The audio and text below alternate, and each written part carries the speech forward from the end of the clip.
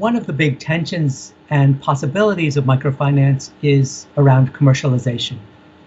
And conversations around commercialization really came to a head in this discussion of the public offering of Compartamos, a bank in Mexico that was serving poor women, growing very quickly, and that ultimately sold their shares for a big, big profit. I want to talk a little bit about the experience of Compartamos and why it was so controversial. The hope of microfinance is the win-win proposition, to be a commercial success and to serve very poor people and make a difference in their lives. One of the ways that those two ideas come together is through scale. The hope is that microfinance provides a way, through the power of the market, to grow very fast and serve many, many people. In fact, one of the founders of the commercial approach to microfinance, Vikramakula, who started SKS Bank in the south of India, tells the story of once working in the beginning as he was starting his microfinance institution. He was just working in a few villages. And a woman from another village far away came and said, "Can I have a loan?" And he said, "No, I don't have enough resources to help you." And she said, "Am I not poor too? Do I not deserve a chance to get my family out of poverty?" And that experience helped Vikramakula decide to become a bank that was very focused on scale, to be able to grow so it could serve more people like that woman, rather than being small like a typical NGO. So the focus on scale has then pushed toward rapid growth, often associated with charging very high interests. The reason for charging very high interest is to support these growth efforts and hopefully to earn profits that attract investors and that help growth continue. That's not the only path to grow quickly, but that has been a very important path. And it's the high interest rates and the high profit rates that have created the controversy. And in fact, Muhammad Yunus, the founder of Grameen Bank, and Vikramakula have really been fighting over what microfinance means. And in fact, Muhammad Yunus, seeing the kinds of interest rates that get charged by commercially minded microfinance institutions, describes them as being no better than money lenders or loan sharks. So you can see there's a lot of tension in these approaches. I want to briefly talk about the experience of Compartamos then. Compartamos started in Mexico inspired by Grameen Bank, but they did things very differently. The Economist magazine wrote in November 2005 that Compartamos may not be the biggest bank in Mexico, but it could be the most important.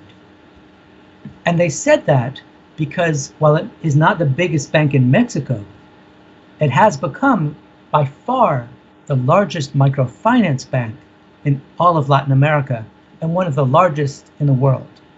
Today, Compartamos Bank serves about 2.5 million customers. And achieving that has been done in a fairly small period. It's very impressive.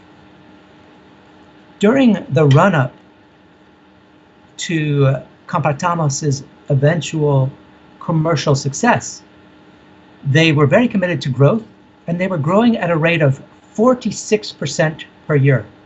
They were starting small and getting faster and bigger and faster and bigger, growing 46% per year. That's an unbelievably high rate of growth. One of the pieces of that was their interest rates. Their interest rate was about 88% when you adjust for inflation and make other adjustments. So poor women in villages in Mexico were being charged 88% per year to borrow from Compartamos. This is why Muhammad Yunus said, you're all just money lenders. But the founders of Compartamos said, no, this is the way that we can serve more people. This is the way that we can grow. This is the way that we can attract investors. Their profit rates were genuine. The profit rate was about 24%. That's an incredibly high profit rate. And their return on equity, which is another measure of profit, was about 56%, much higher than other Mexican banks, which were earning about 15%. So Compartamos was here with high profits. Other banks were here. A truly unusual experience. Now, how did Compartamos justify charging such high interest? Well, they said, look, if people don't borrow from us, they'd have to pay even more from the moneylender. So there's a benefit.